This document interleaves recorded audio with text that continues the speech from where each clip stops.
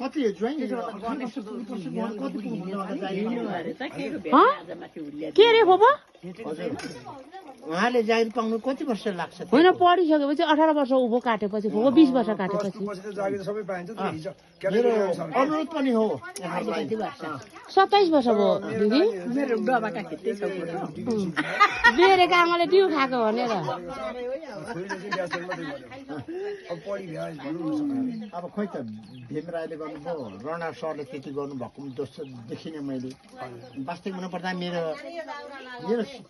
चेली कहिले लानुभयो म जान्दिनँ पनि म यसमा नमस्कार छ मेरो अनुरोध छ म मनिष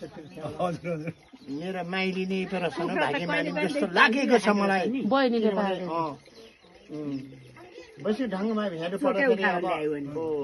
कति छ त हा भन्दा बस्नै सकिँदैन कुखुरा कति पालेको त्यो हल्कुमा आउँदैन रहेछ केही पनि आउँछ नि कति हेर्छ नि त घरमा एकजना बस्छन्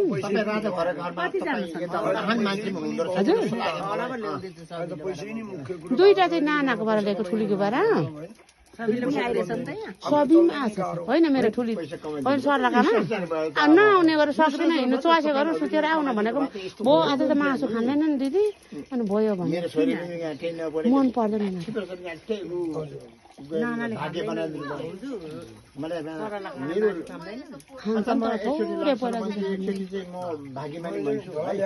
कसले खोपा हो ए तपाईँ बोल्दै गऱ्यो नि किनभने नि जान्नुलाई होइन जान्नु त अब देश विदेश हिँड्दा त्यो सबैतिर हिँड्दाखेरि पढाइ पनि चाहिन्छ होइन तर यो गाउँघरको लागि चाहिँ पढ्नै पर्छ भन्ने छैन पढेर पनि प्रशस्तै हुन्छ तर पढाइ चाहिँ विदेश जाँदा पनि चाहियो पढ्न पर्यो मेरो कान्छाले भन्छ कि अस्ति यस्तो त्यस्तो इङ्ग्लिसमा भन्दाखेरि लो अहिले चाहिँ जाँदाखेरि मम्मीलाई अगाडि ल्याउनुपर्छ सबै जान्नुपर्छ मम्मीले भन्छ कि पढेको भए पो हामी बोलेको बुझ्दैन यसले बुझ्छ नि बुझ्नु त बुझ्छु बढी भन्न आउँछ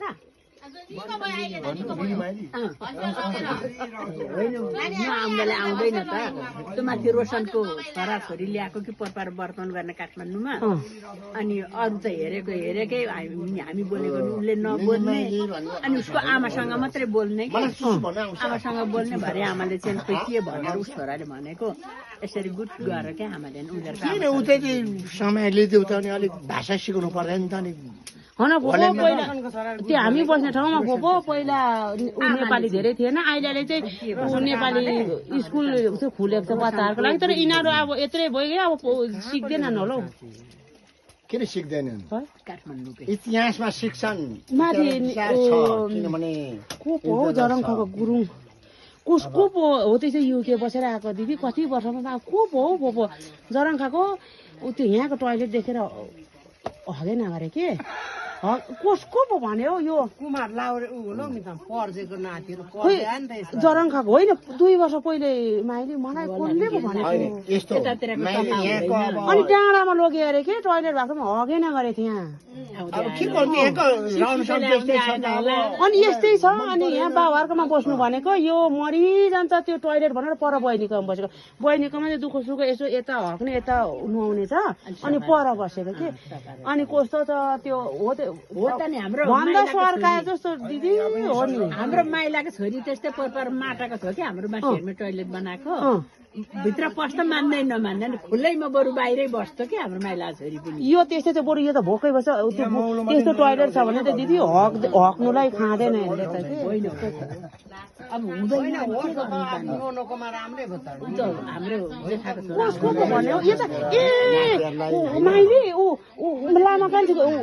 के रे डम्बरेको भाइ बरीको छोराछोरी